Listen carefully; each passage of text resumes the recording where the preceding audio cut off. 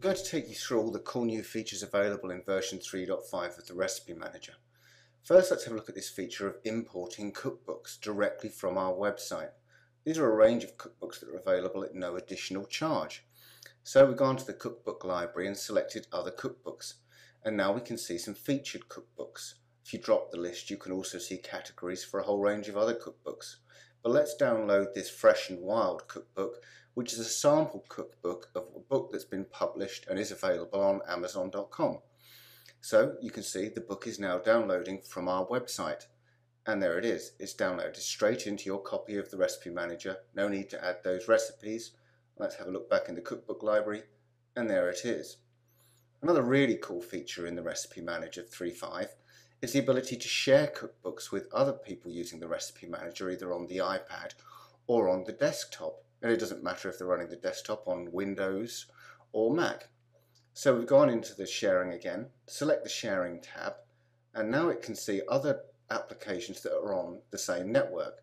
So let's have a look at this version of the Recipe Manager running on my iPad and select Import Cookbook. And there you can see it's importing the cookbook straight into the desktop copy of the Recipe Manager. Let's close that and now have a look at the feature of importing recipes directly from major websites. So all you have to do is select and copy the URL from the website you wish to import from, go back to the Recipe Manager and select Import from Clipboard, and then you'll get prompted to select the cookbook. Let's put it in Web Imports, and it's now importing that recipe directly in. It's going to bring a whole range of information, the recipe details, the ingredients, the nutritional information.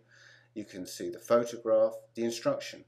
Let's go back to the photograph, because one of the cool features I like in the Recipe Manager is the photo browser, which we've selected here. Now let's select a cookbook, and now you can see all the images of recipes in that cookbook. Of course, you have to have an image with a recipe to see it here. If you want to view the recipe, there you go. You can also change how this looks. So let's change to a tool view. And let's have a look at a different cookbook now. And again, we can scroll through. You could also stretch this window to adjust the size of the pictures you're seeing. It also enhanced meal planning in the latest version of the Recipe Manager. So let's select the meals menu and add a new meal. Type in some information, the title of the new meal, a description of the meal that you're planning. Completely flexible, you can add whatever information you like in there. And also if you want to add some notes about the meal, well, let's just put some details here, 4 people for dinner or something like that. Now you go across to the recipe list and you can simply double click or drag and drop recipes from there. You could search as well to find the recipes you want. Once you've done that, select Save, and there's your meal created. Now with a meal, you can send that to the shopping list, you can map nutritional information for the meal.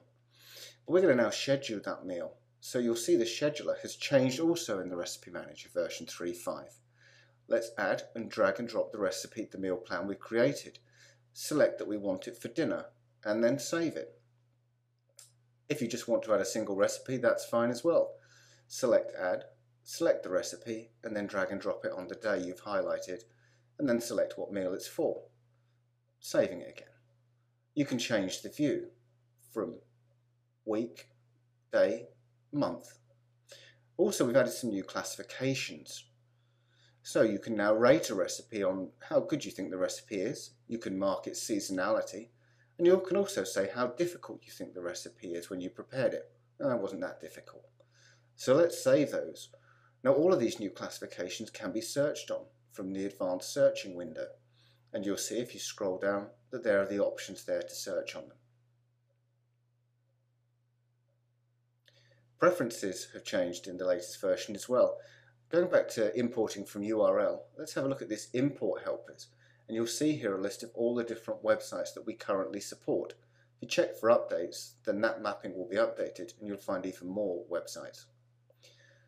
Let's go to the general preference thing and deal with something that a lot of customers have asked about, the ability to change font size, which you can now do, and it changes it automatically. You'll also notice we've made some changes to the staging tab. There's a lot more details you can add, and the variations tab. As you can see, there are so many new features in version 3.5 of the Recipe Manager, which is available at no additional charge to all our hundreds of thousands of version 3 customers and available for just $15 for any customer running version 1 or version 2 of the Recipe Manager.